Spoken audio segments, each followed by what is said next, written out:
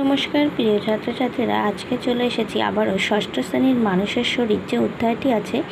এখানে একটা ইম্পর্টেন্ট প্রশ্ন হলো অক্ষীয় কঙ্কাল ও উপাক্ষীয় কঙ্কালগুলোর নাম লেখো।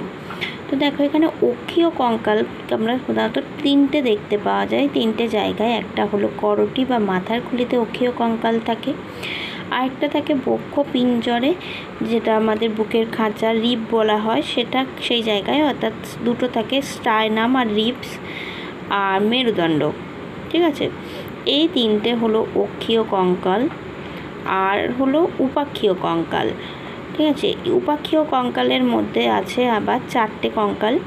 একটা হলো পেক্টোরাল গাইডেল, হাতের অস্থি, পেলভিক গাইডেল ও পায়ের অস্থি। এই হলো অক্ষীয় কঙ্কাল ও উপাক্ষীয় কঙ্কালের বিভিন্ন অংশ। এটা বইতে দেখবে শর্ট কোশ্চেনে অনেকবারই পাবে, তো ওটা খুব ইম্পর্টেন্ট, ভালো করে রেখো। আজকে আলোচনা এখানে শেষ করছি। আলোচনা শেষের আগে বলে রাখি, যদি ভিডিওগুলি ভালো লেগে থাকে অবশ্যই সাবস্ক্রাইব করো। আমার চ্যানেলটি নতুন, সেই জন্য এখনও সবার কাছে পৌঁছাতে পারেনি। তো যারা চ্যানেলটি দেখছো এবং কাজে আসছে, তারা নিজেদের বন্ধুবান্ধবদের মধ্যে অবশ্যই শেয়ার করে দিও ও কমেন্ট করে জানিও কেমন লাগছে। আমি অবশ্যই তোমাদের পছন্দ অনুযায়ী বিভিন্ন ভিডিও দেওয়ার চেষ্টা করব।